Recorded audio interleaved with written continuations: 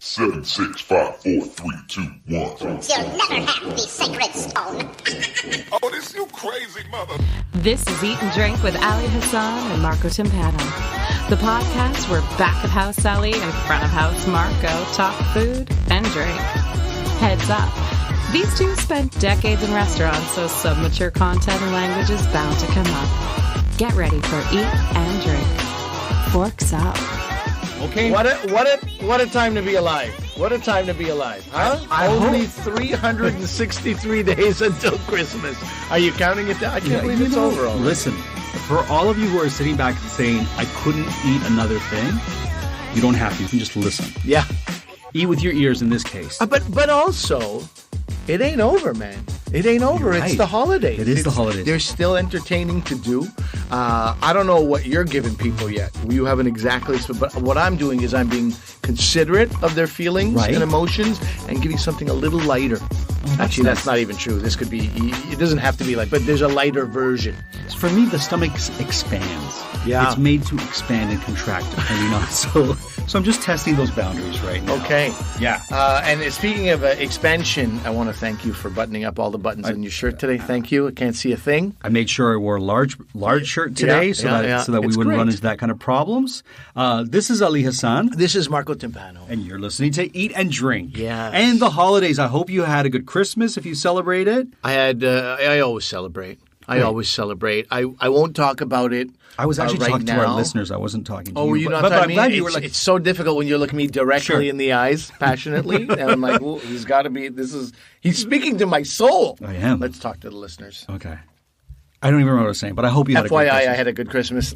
I hope they did too. I had a great Christmas. Yeah? I had a great Christmas. And the drink I want to mention today is a drink if you have some leftovers. Oh, yeah, perfect. Because we did the eggnog, we did the mulled wine. So what do you do a few days after Christmas? You have people dropping in. We're still wishing you a Merry Christmas, right? So what do you do? So I'm going to make a cranberry sour. Okay. But before we do that, I had my birthday a couple weeks ago. Yeah. A week ago. Right? I remember. I And brought you apple pie. You did. Yeah. Delicious, homemade, lattice-worked apple pie. Thank you, sir. I feel bad because you have that birthday that is so close to Christmas and people are going one or the other. Yeah. Right? Or if they do the combination. Anyway, your life sucks, is just all a I'm saying. tip. A tip for people listening who have friends or family who are born in December This is close an to important Christmas. tip. Yep. All right. I'm an adult, so it doesn't matter. But when you're a kid, the worst thing to do or the worst thing to get on your birthday is a present wrapped in Christmas paper. Because it never feels like it's your birthday. And I had an aunt who said to me once, what do you want this year? A Christmas present or a birthday present? And I wanted to say, what do you want this year? An Easter present or your birthday present? Right. It was a shitty thing to say, and I never forgot it. That happened when I was a little kid. It's good. It sets you up for the disappointment of real life. You know, suck it up, kids. And never give a birthday card / Christmas card. Whoever invented those. Terrible. Is that a thing that exists? Yes, it is, and it's the worst thing to receive. Bad. Yeah, so or bad. happy birthday on a Christmas card. That's But the also, worst. do you grow up resentful of Jesus that you're in competition with this dude your whole life? No, you actually look forward to Christmas, or I looked forward to Christmas because I knew my birthday was around Christmas. Well, I feel like you got an extended Christmas. You get the extended remix because your Christmas starts on your birthday and then it keeps going and right into New Year's. Holiday. I don't see it as my birthday starts into Christmas. I see it as two separate things, and oftentimes people try to mash or amalgamate them. Yes. And no. Okay. But I got these for Christmas. What are they? For my birthday, I should say, What are not for they? Christmas. What are they? What do they look like to you? I mean, they look like small dates. They're not. Don't eat these. Don't eat these. No, Okay, they're not. that's great. I was Yeah. just No, I'm about glad- to pop. I'm glad- Let me take a picture of Okay. these so people know what we're talking about here. They look like dates and a coffee bean had a baby. If I'm being honest, that's or like kind of an unusual bean of some sort. an unusual bean. Sure, I'll give you that too. It's the seed of the pawpaw fruit. Okay. And Are you going to grow these in your home? I said to my wife, I didn't even say it to my wife. I said to a friend, I'm like, all I want is a pawpaw fruit. Never had it. I've read descriptions of it. It's a North American fruit. Are you familiar with I know it. pawpaw? I've never had it either. Yeah, because the thing about the pawpaw is that they're not commercially grown because they're so perishable. that you couldn't transport them like from Mexico to here if it was an avocado, let's say. Right. Or a mango that you can transport from across the world. So that is eating local. Yeah, and when it's ripe. You have a day, 2 to eat it. That's it, right? Yeah. So my wife, after hearing me for years now, say, I just want to find a pawpaw. I just want to see what a pawpaw is like, right? And they say it tastes like, so it's indigenous to the northeast of North America, and it looks kind of like a mango, and the inside looks like soursop, I think. Yeah, it looks kind of like that, and tastes like banana. Tastes like a tropical fruit. Okay. And so that's how it's been described. It's also called the poor man's banana. Yeah. It has a bunch of different names. Custard fruit, I think it's also called. And you are going to grow this in your home? Well, she tried so hard to get pawpaws, and she's like, they're impossible to get. You can't commercially get any, or you can't get it. It's only around in October for like 2 days. When the fruit is ready on that particular tree. Yeah. And I said, you can get the pulp. And she's like, oh.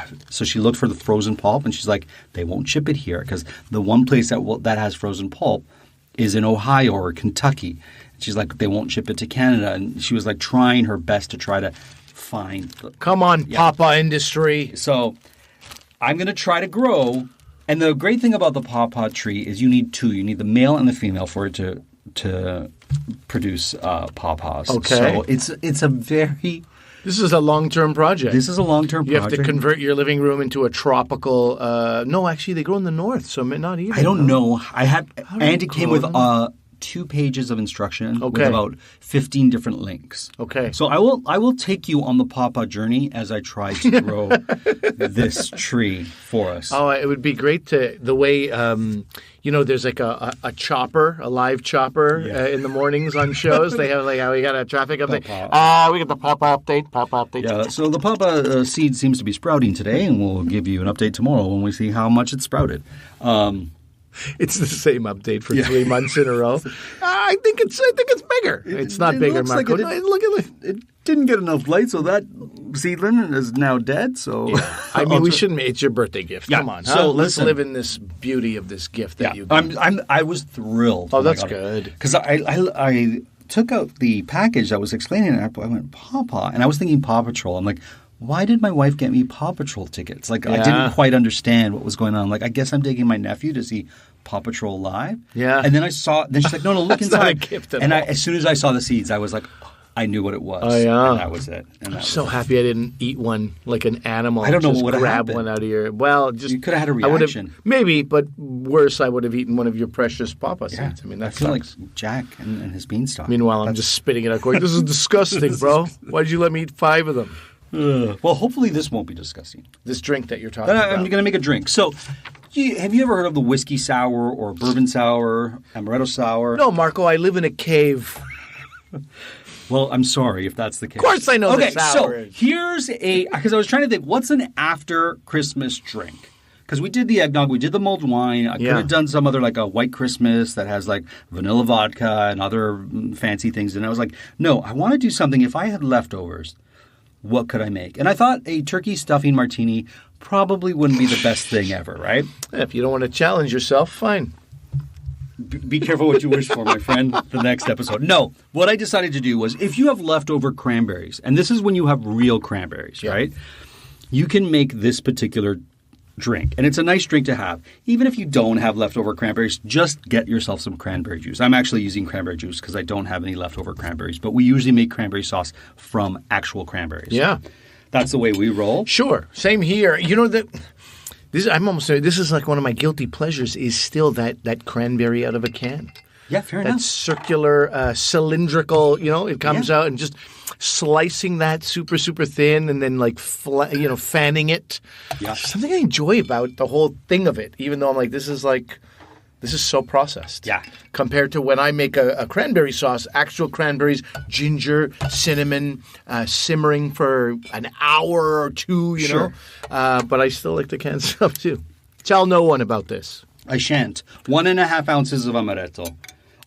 And I hate it when people call it Di Serono. Yeah. Amaretto is amaretto, and there's a bunch of different people who make it. Di Serono happens to be a company that makes it. It's a brand. It's a brand, thank you. And it's not to say they make it any better than another company like the one I'm using, which is Amaretto del Amoroso. Omarosa. That just flew off your tongue, huh? Yeah, kind of. Well, I kind of fucked up there, but they just have better marketing, is how I look at it. Okay. They've been around for a while. So you're telling me that people refer to Amaretto as Amaretto di Sorono, and they say the entire name as if it's the definitive... Now what they're doing is they're just calling it di Sorono instead of Amaretto. Oh, and right? is that the company itself that tried to become the definitive synonymous with, basically? Yeah, and di Sorono would mean it's from Saronno. That would be the town, right? Yeah. But then, I don't know what happened. I did read the history of it one time, and I was like, oh, this is kind of convoluted and boring. But anyways, that company has great marketing, but we're not using their Amaretto. I'm just using regular Amaretto. Sorono. Yes, that's right. Thank you for that. Okay, so I'm using 3 ounces of orange juice, 3 ounces of cranberry juice. If you have actual cranberries that you didn't get used in your cranberry sauce, mash them up, make yourself a juice with it, and then keep one of the cranberries to put in place of the maraschino cherry that would go in the garnish? As a garnish, yeah. Okay, great. It is like a festive, that time of the season, Sure. Give it some love. And now some lime juice. And I'm going to use an ounce of lime juice to give it the sour taste. Okay.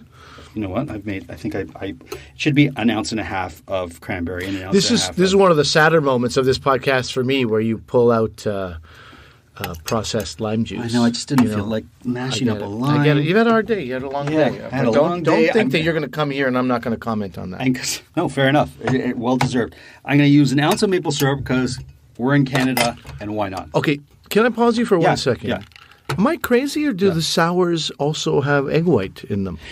That's a great I don't see any observation. Eggs. No, Yeah. I'm not using any here. Now, with the whiskey sour, I don't think it needs the egg white. A lot of recipes do not have the egg whites. This one here, with the juices I put in there, I don't know. I just didn't think it was necessary. Right. No, and an Amaretto sour often will have. No, I've rarely seen, or at least when I worked in restaurants, when we made an Amaretto sour, we would not use egg whites. Okay.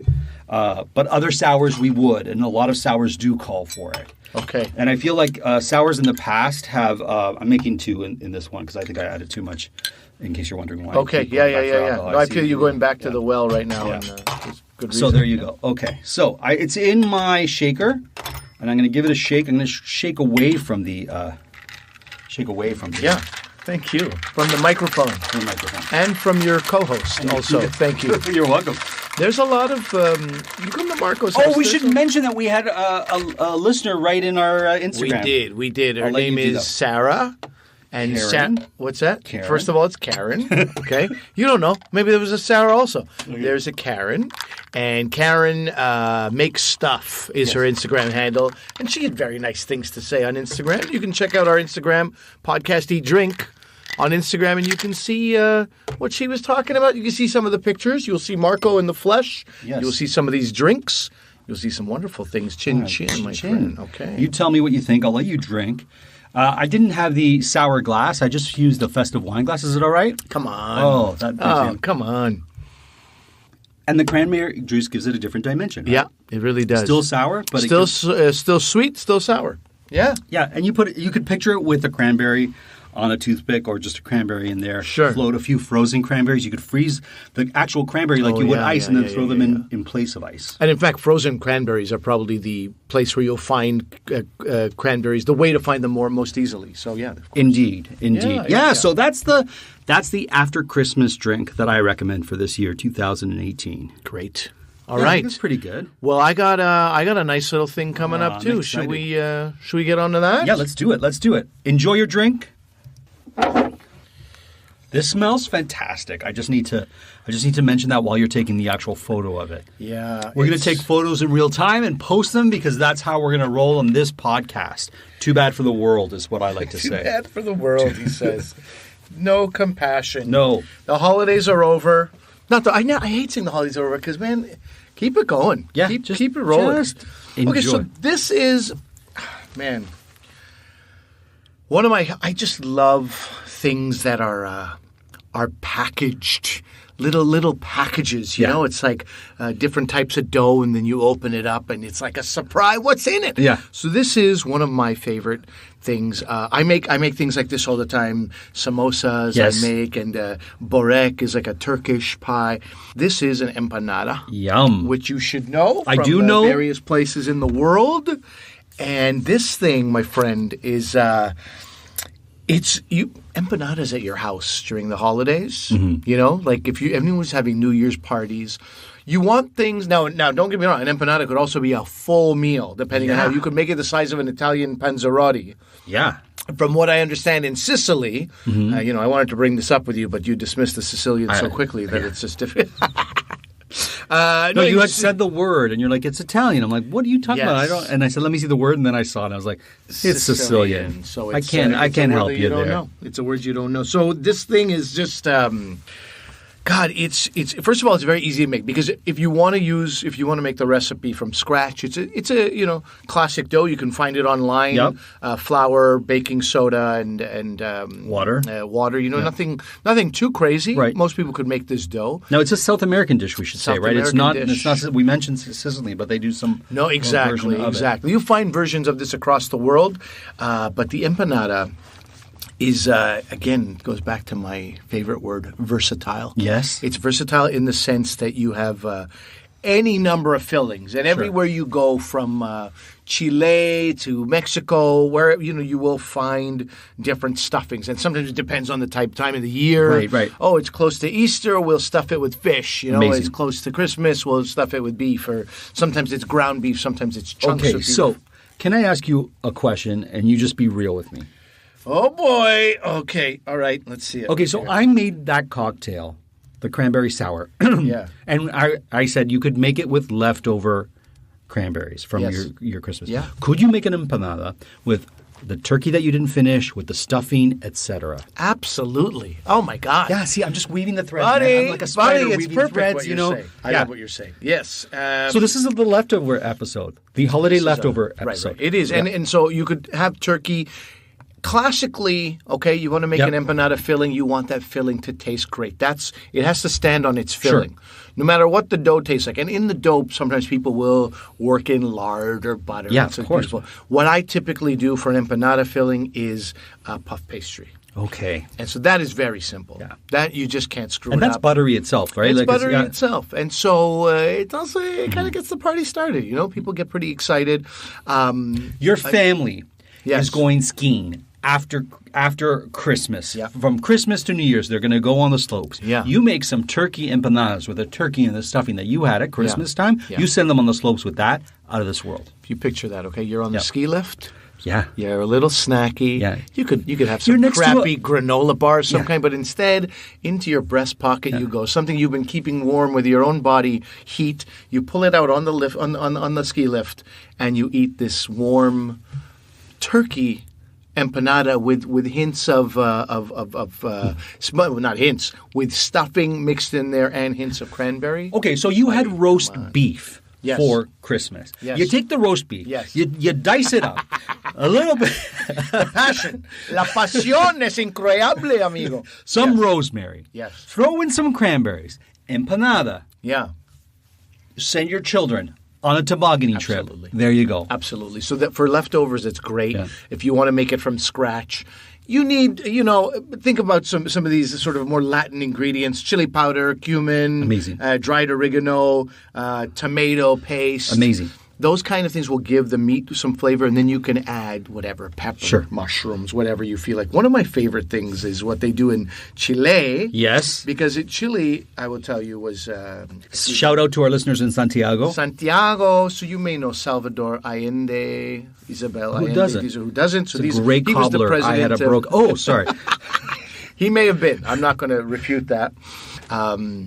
Leader of the country in the early 70s. Yes. So his words, I had to note this down.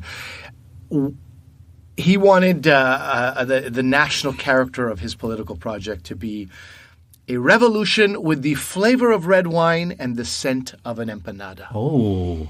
So, I mean, that's the place to go. In my mind, the Chileans are doing sort of, the best empanada. And I say that reluctantly because people will, you have never been to our Panama, but they're doing great things. And empanadas, I must say this also. We talked about this on previous episodes about do you like having sweet things in there? That happens sometimes too. You can have it with like hard-boiled egg, olives, and then raisins are in there. You're like, what is this? And yet it's still good. And we had raisin debates, and I'm sure we'll continue to have raisin debates. I would love that.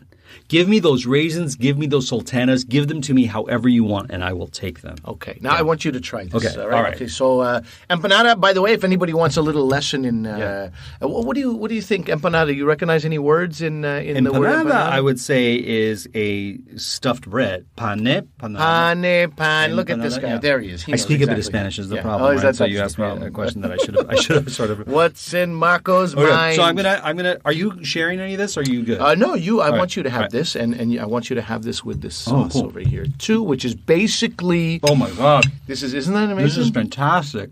Okay, well, that's what we're talking about. So this sauce that I warm make and savory, and winter, and it just hearty. It's perfect. It's not getting me dirty. I'm not making a mess. It's the perfect amount. So you're hearing Marco have a mini empanada-asm right now, and wouldn't you want your guests to have something exactly like that? This is fantastic. Puff pastry is what I use here. And for the sauce, basically, it is a... what is the word? I'm blanking on the word. Salsa verde? No, it's a salsa verde you can use, but it's chimichurri sauce. Oh, yes, of course. Effectively chimichurri, which is parsley and cilantro and cumin, chili flakes I use, lime juice. You can put red wine vinegar in there. And then I just make it a little bit creamy with a little bit of coconut in there. This is fantastic. All right. We're rocking, buddy. So that is my suggestion. It has ease. It has flavor. It has spice. It's a perfect size. Yeah. And let's get back to versatility.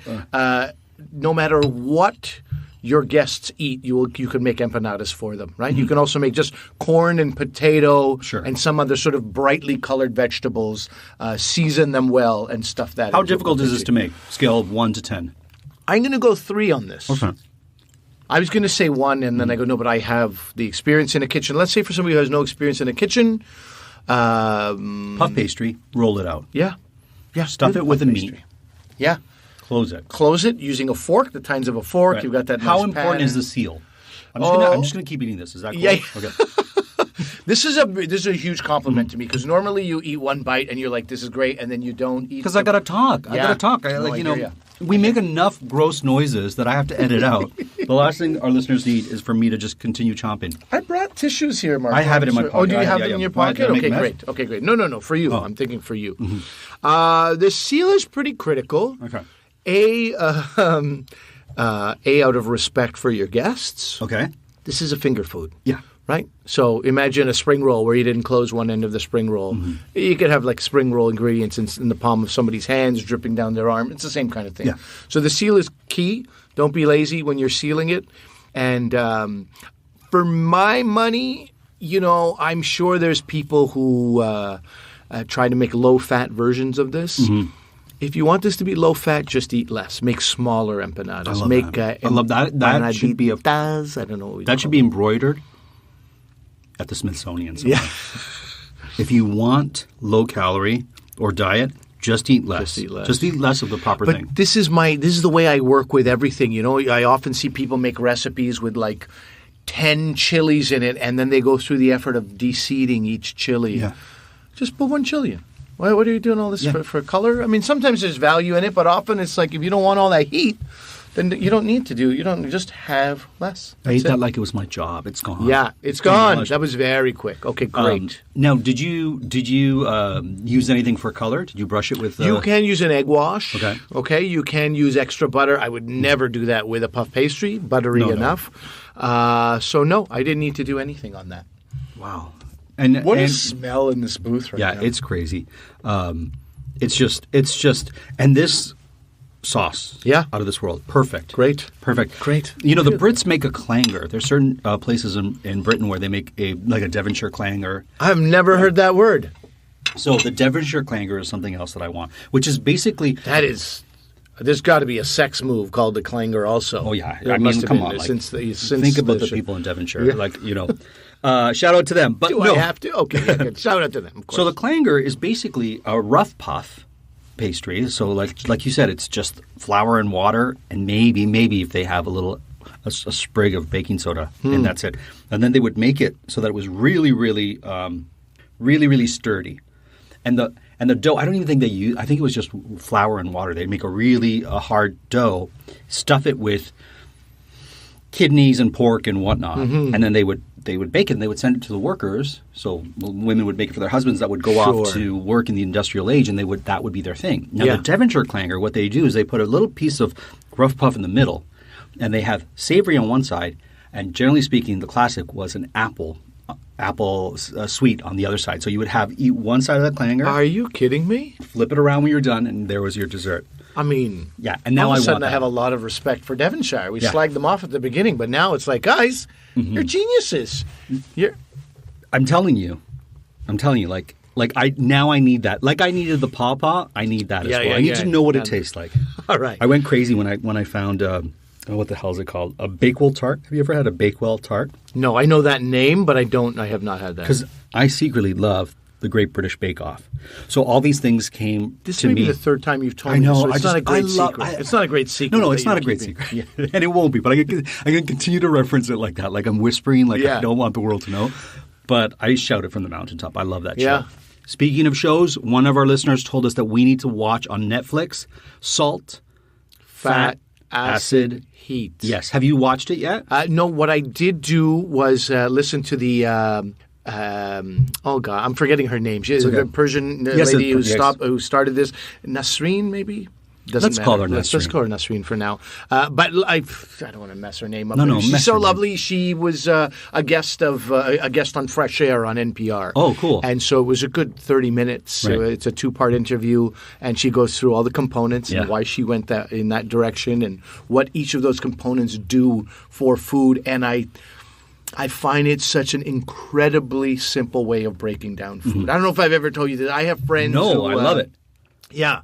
Well, I haven't told you yet. No, but I love how you're so excited about it. A friend of mine, shout out to Ken Kunacek in Montreal, who will used be to tell nameless. me, who are nameless. Sorry, I keep interrupting you. Sorry. All right, Ken.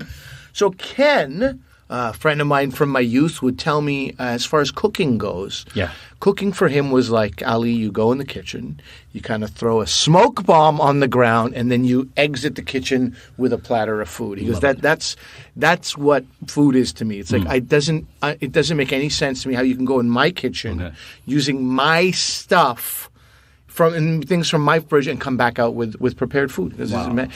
I feel that way about certain things too, like when people build a bathroom from the ground up. Right. I'm like, this is magic. Right. You did magic. So I get it, but of course I don't apply it to food. For food is, and I feel like that woman, Nasreen, we are mistakenly calling Nasreen. What a beautiful name, Nasreen. Isn't it? Yeah. I mean, if it's not her name, she should change it. Think about it. Maybe a middle name, a nickname. Yeah. Nasreen, you did a great job in breaking it all down and simplifying it. And food does have to be demystified sometimes, so people can understand. 100%. Same with cocktails. Yeah. Because people think, it's so hard, it's so this, it's so that. No, just do it. Just try. Make the mistakes. Figure it out. Sure. Yeah. Sure. Yeah. And even when you make a mistake, so your drink is a little salty. You're still going to drink it. Yeah. You lush. Yeah, sometimes mistakes can be happy accidents that then become food, like the Caesar salad, buffalo chicken wings. These were all mistakes that became staples that we know today. Right. We will watch that show and do a mini episode on what we think about. Amazing. All right. Amazing. It's 8 hours, I think. It's 4 times 2, I believe, right? Yeah, and our listener Nima was the one who said that we need to watch it. So we'll shout it. Nima, probably an invented name by you as well. Yeah, I think he's Persian as well. Okay, all right. Nasrima, I'm going to call her. Okay. Dang it. I love that. We will have her name right for the episode that we do on Salt. But I will pronounce it incorrectly, just to stay honest. As you do. As I do. As I do. All right, so I guess now I got to put on a blindfold. I'm not going to complain. No. I'm listening back. I complained in a lot of them. I'm just going to just work it out. All right, let's do this. What's in Marco's mouth? That's right. What's in Marco's mouth? It's nothing dirty. Will he guess it? Will he mess it? Let's find out.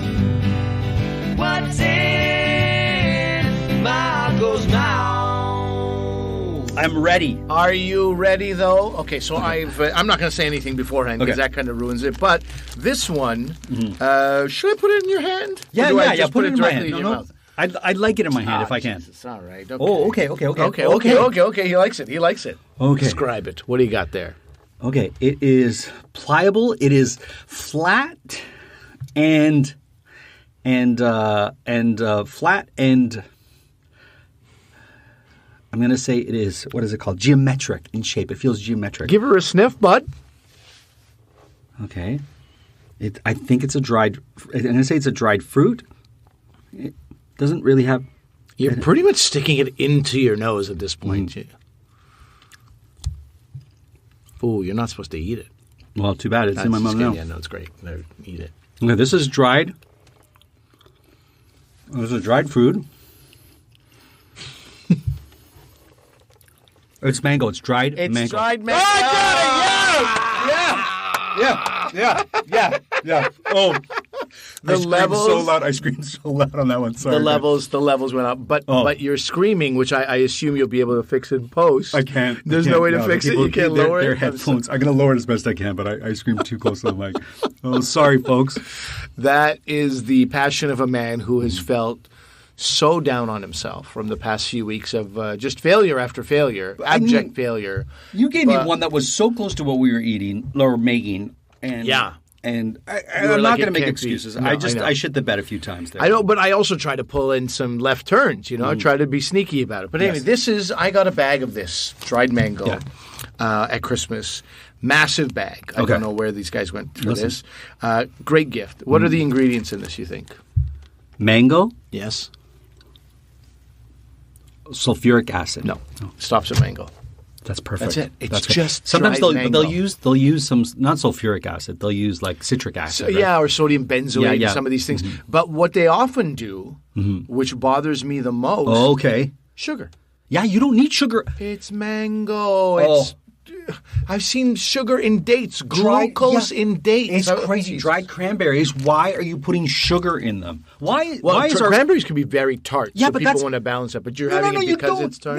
No. The whole reason a cranberry is tart is because it's meant to be tart. And if you want something sweet, I'm just saying, you don't need to make something that's not meant to be sweet. Sweet. Not everything everything we jam in our face has to be sweet. And in North America, it seems like everything we jam in our fucking mouth has to be sweet. And that's my soapbox. Okay, so you were saying about mango. Sorry, I get passionate. This is the way I felt about... you got to be excited. I'm excited for you. No. This is the way I felt about candied yams. Okay. It's a sweet potato. It's already sweet. It's a sweet product. Marshmallows, maples, maraschino cherries in your gut. Anyway, I understand your passion. Yeah. I'm not as angry about the cranberry thing.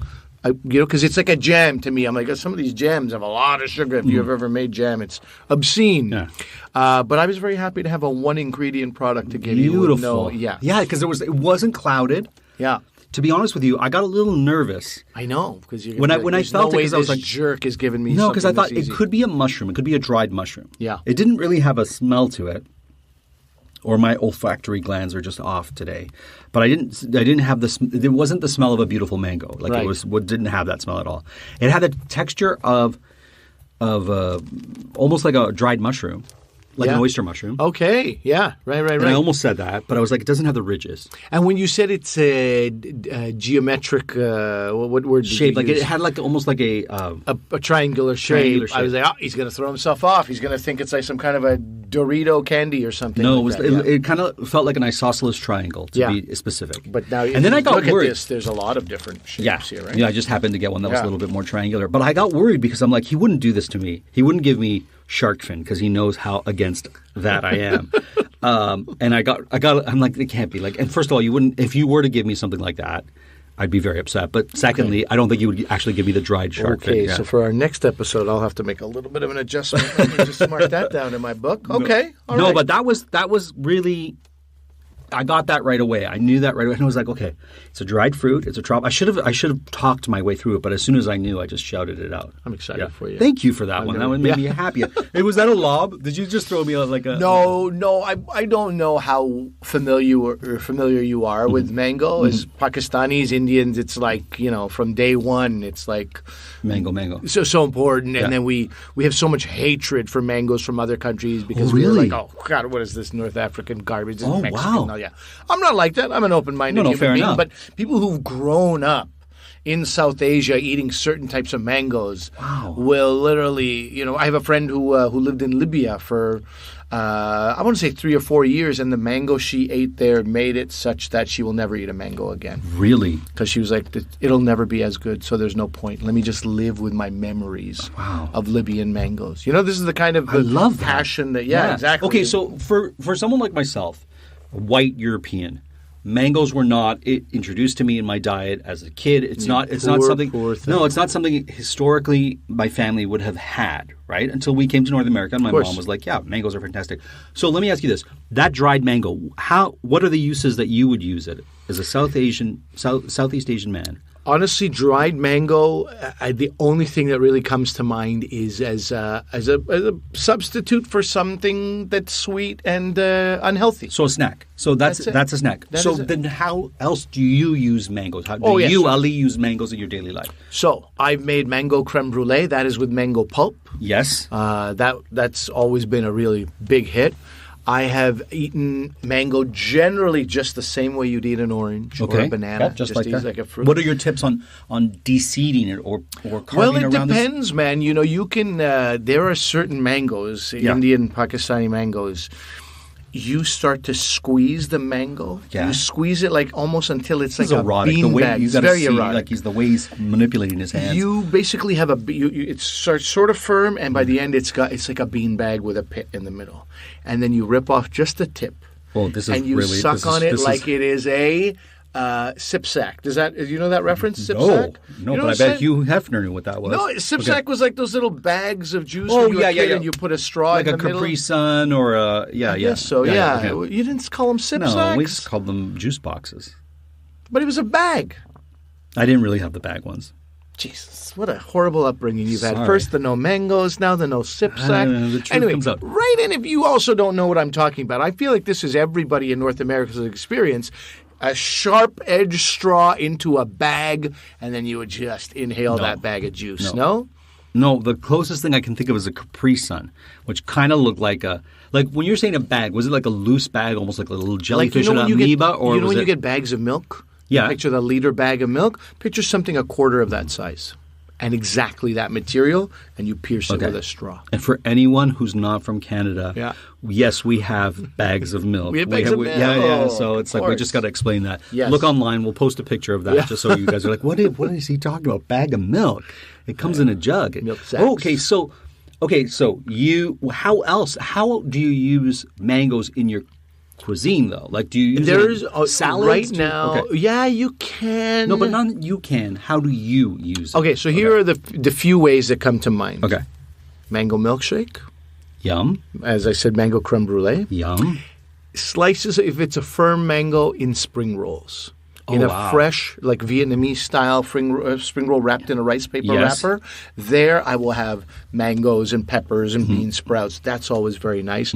And then mango salad on its own. Again, it has to be a firm mango. If it's very sweet, there's no point. Just eat it like a fruit. But if it's firm, has a little bit of tartness, then it is amazing in like a Thai style salad with, my mouth is watering like crazy, with fish sauce and some brown sugar and some chilies and lime juice. That type of dressing with a tart, firm mango, oof, good stuff. Very good stuff. That's amazing. Amazing. The mango. When I go to buy a mango. Yes. What's your tip? These are important things, right? Smell is a big deal. Okay. Color is a big deal. Not too many black blemishes. And again, I'm answering a general question, which is very difficult to answer because it also, when you go to buy like Mexican mangoes, which are red and green, you're looking for a different color. When you go to buy these Atulfo mangoes, then it's a different ball game also. They're like this beautiful yellow color of like an egg yolk. And anyway, there's just dozens and dozens of mangoes out there. So it really depends what you're going for. If you want a firm mango for that salad, you're looking for something else. And if you want to just celebrate the fruit, like my kids. Yeah. Just that pit, they'll fight over the pit. Wow. And just suck on the pit. And then there's it's right down to the elbows, the mango juice. And then you get those strings in the between your teeth. Yeah. If you don't have floss, forget it. Game over. Oh, man. Don't go out in public. You know what I find fascinating? How I talked about the pawpaw and you didn't know I was going to talk about it. And it's like, and I mentioned how it looks like a mango and it's often referred to as the North American mango. Okay. Yeah. I did not even know that. Yeah. I called it. It's called the poor man's banana, and it supposedly has the flavor of banana or the texture of banana. I don't know. I've never had it. That's my problem. I'm describing something I've never had. I'm going by hearsay, and it's driving me nuts. And still with a bit and it's going to take me 10 years before if I have a tree, Right. 2 trees, because I need 2 trees in order to have it. So funny. Oh man. Tell us what a pawpaw tastes like. Oh, please write in about pawpaws and tell this guy he's a lunatic if it does not taste like a banana.